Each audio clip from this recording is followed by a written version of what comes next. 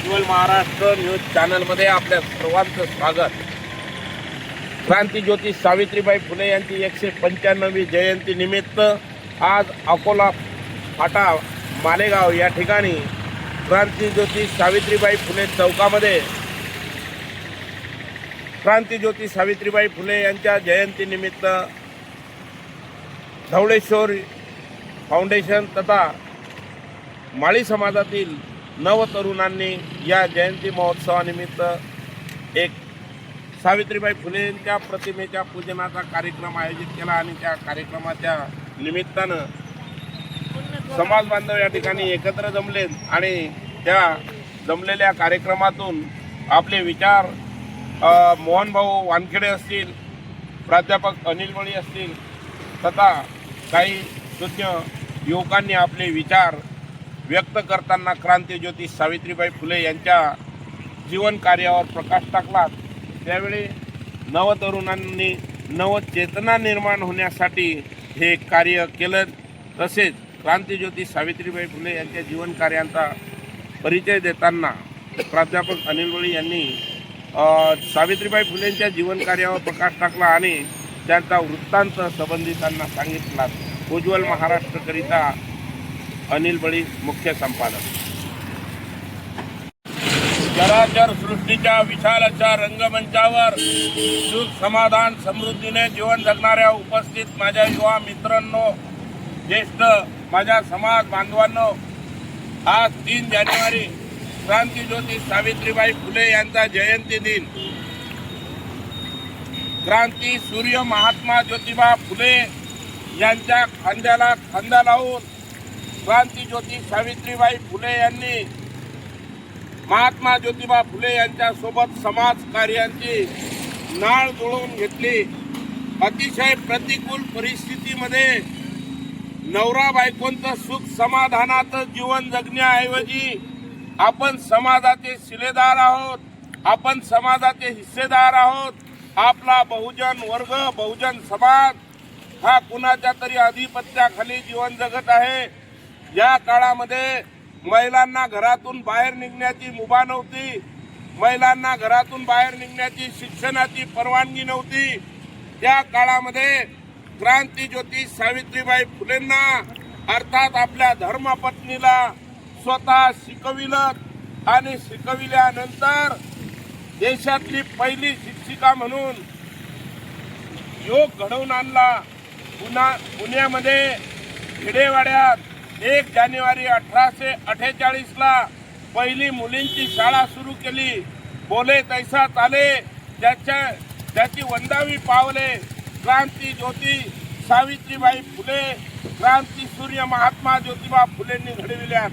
आज बहुजन वर्गामध्ये, बौद्ध धर्मामध्ये प्रत्येक घराघरामध्ये महात्मा ज्योतिबा फुलेंचा, क्रांतीज्योती सावित्रीबाई फुलेंचा फोटो आहे।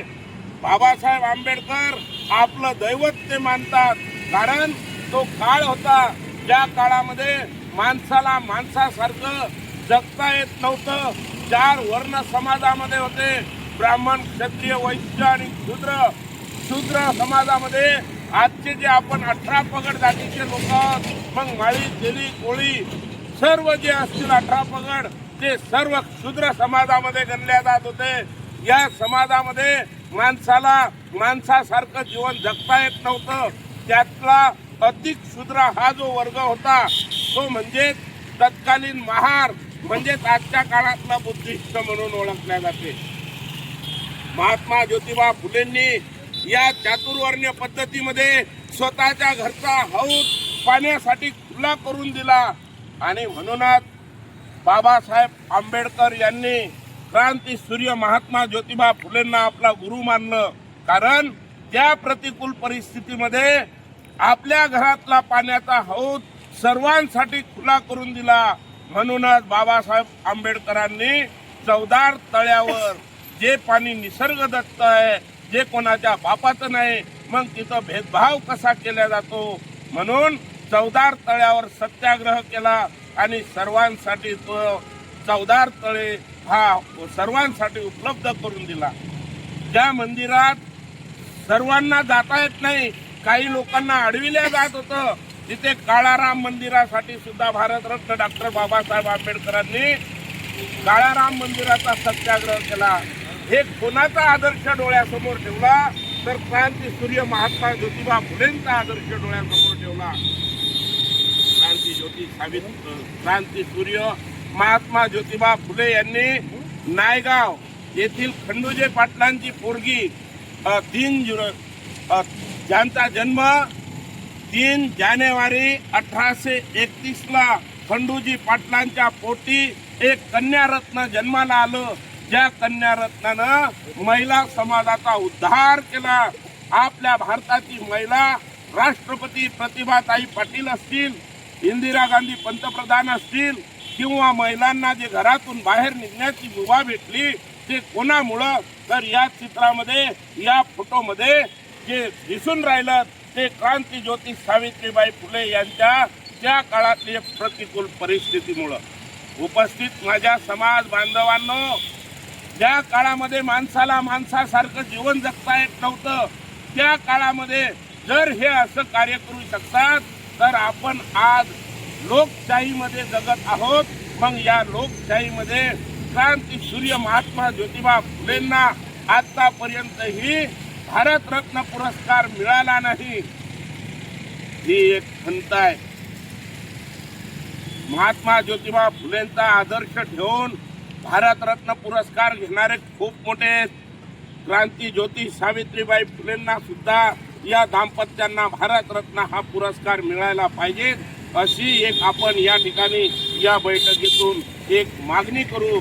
शासनापर्यंत ही स्लीप केली पाहिजे की क्रांती ज्योती सावित्रीबाई फुले, क्रांती सूर्य महात्मा ज्योतिबा फुले यांना भारतरत्न हा मरणोत्तर पुरस्कार देऊन त्यांच्या कार्याचा सन्मान केला जावा. मी आजच्या या बैठकीतून मी आपणास एक शासनापर्यंत आपला आवाज, आपले हात ऐकू जावी म्हणून एक तळमळीनं शासनाला विनंती करतोय. लोकांसाठी काम करणाऱ्या सावित्रीबाई फुले त्या काळामध्ये प्लेग सारखी बिमारी आली आणि त्या प्लेग मध्ये लोकांची सेवा करता करता सावित्रीबाई फुलेंना सुद्धा मृत्यू आला. म्हणजे लोकांसाठी जगणं आणि लोकांसाठीच मरणं हा आदर्श सावित्रीबाईच्या जीवनातून आपण घेतलो. आपण इथं उपस्थित असलेल्यांनी एखादं गिफ्ट लग्नात देतो, मित्राच्या वाढदिवसाला देतो, तेव्हा क्रांती ज्योती सावित्रीबाई फुलेंच्या जीवनावर आधारित एखादं पुस्तक असेल, ज्योती फुलेंच्या जीवनावर आधारित अनेक पुस्तके त्यांनी लिहिलेली आहेत, ते पुस्तक बक्षीस द्यायला पाहिजेत असं मला वाटते. लग्नामध्ये क्रांती ज्योती सावित्रीबाई फुले, क्रांती सूर्य महात्मा ज्योतिबा फुले यांचे फोटो बक्षीस म्हणून द्यायला लागतील, जेणेकरून लाज काज तरी समाजातील मंडळी आज बहुतांशी मला कोणाला दोष द्यायचा नाही, परंतु हा विचार येणाऱ्या जर 10 मुलांना आपण नवीन पिढीच्या मुलांना जर फोटो दाखवला आणि विचारला हा फोटो कोणाचा आहे तर त्याला विचार करावा लागते. विचार का करावा लागते तर त्याच्या आचारामध्ये सावित्रीबाई फुले असतील, क्रांती सूर्य महात्मा ज्योतिबा फुले असतील, हे विचारात, आचारात, तन मन अंतःकरणात दिसायला पाहिजेत असं या प्रसंगी आज मी माझ्या बोलण्यातून व्यक्त करतो. आमचे नवनिर्वाचित नगर परिषदेचे सदस्य म्हणून निवडून आलेले ओमभाऊ बळी यांचं सुद्धा स्वागत करतो. ज्यांनी अटीतटीत लढाई करून आमचे नागेश भाऊ बळी यांनी सुद्धा एक समाजाचं नेतृत्व करण्याचा एक मानस इथे बाळगला. अशी प्रत्येकामध्ये जिद्द निर्माण व्हावी आणि समाजकारणातून राजकारण आणि राजकारणातून समाजसेवा घडावी अशी अपेक्षा बाळगतो आणि माझे 2 शब्द या ठिकाणी थांबवितो. जय ज्योती, जय क्रांती.